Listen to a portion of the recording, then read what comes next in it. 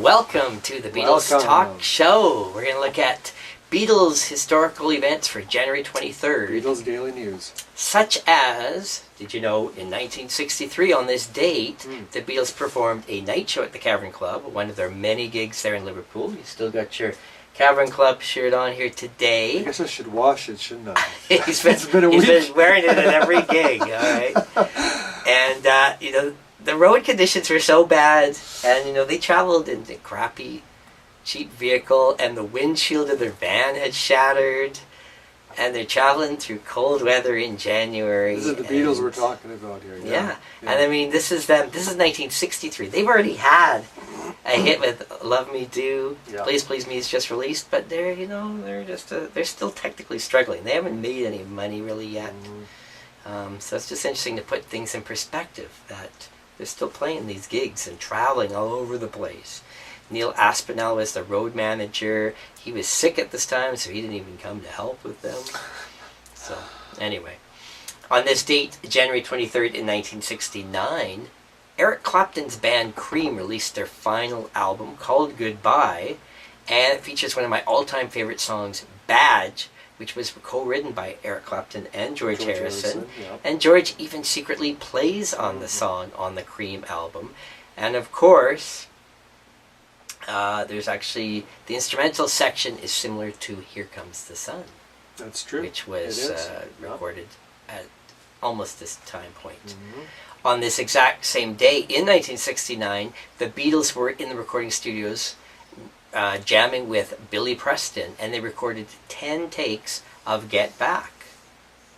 And do you know who the tape operator for those sessions was? I do. Alan Parsons, from the Alan Parsons Project, which is a great band. Yeah, he would go on to become a big name. He'd work with Pink Floyd before starting his own project. Yeah. Yes. Interesting. Also on this date, January 23rd in 1971, All Things Must Pass was now the #1 album in many countries, and the Times reviewed it and said that this was the best listening solo Beatle album released to this point. All Things Must Pass? Yeah. Really? Yeah, it was a good album. Yeah. That's a triple album or just double album? I can't remember. Triple. Triple, yeah, it was. It's a triple as well, so there you go.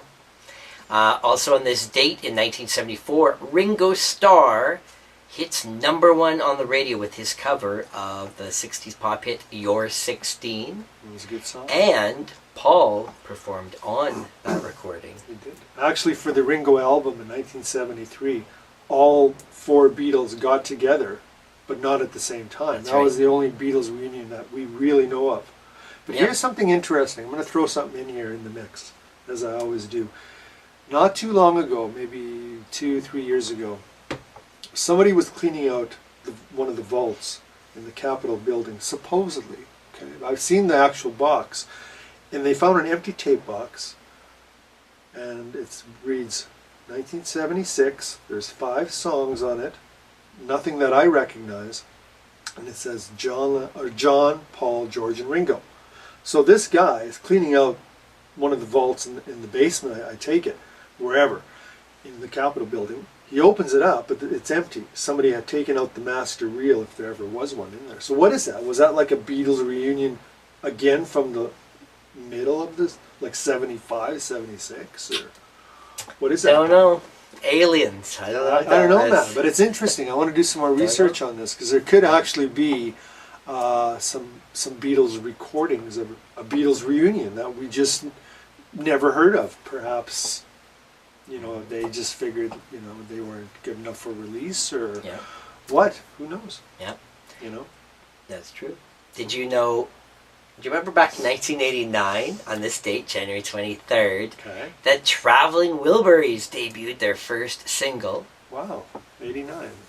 Okay, I remember. Actually, it wasn't even the first single. It was the second single. It was End of the Line. That was the second single. Yeah. So, of course, that's George Harrison teaming up with his buddies. And Bob Dylan. Oh, yeah, that's right. It was the second single, because it came out in late 88. That's right. That's right. And I always like to tell people that the Traveling Wilburys on CD, that's the first CD I ever bought. Christmas, really? 88. You're kidding. Got the Traveling Wilburys. I was 17 at the time. Yep. You know what my first CD was? Probably one of the first CDs ever released was Tug of War by Paul McCartney. I thought it was Anne Murray, but okay. No, 1982. That's must be one of the first. Oh, it wouldn't have come out on CD until at least 85. I could have sworn. Maybe it was a few years later. But anyway, the Wilburys were a great band. Tom Petty, Bob Dylan, George Harrison, Roy Orbison. They were like, what a great lineup, eh? Yeah. And while they were releasing their second single, which came out on the CD single format and the cassette single format, on that same day in England, for some reason, they decided to release a couple Beatles singles on 3-inch CDs.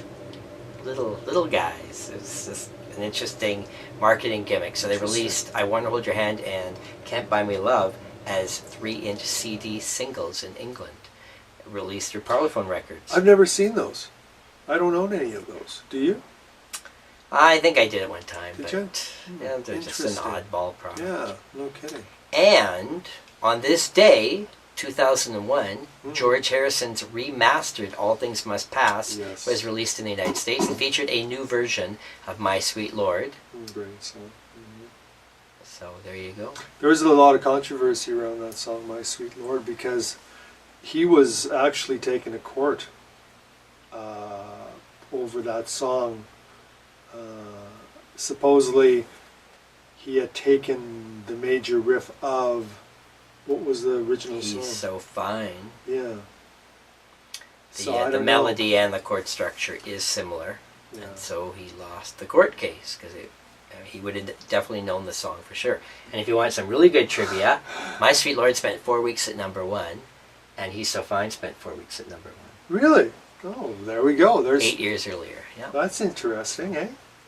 I've heard both of them back to back, and even though they sound similar, I don't think they're penned from the same song. I mean, there's only so many chords you can play, A through G, right? Go figure. Yeah. I don't know. Maybe we should do a third song. Yeah. See what happens. That's right. She's so fine, shoe-lang, shoe-lang, shoe-lang. Da-da-da. Yep. All right, well, there you go. Some more interesting Beatles trivia for you today. We'd like to thank you for watching. We'll see you tomorrow. Okay, see you guys. Thanks. So my dear friends, come back when you can.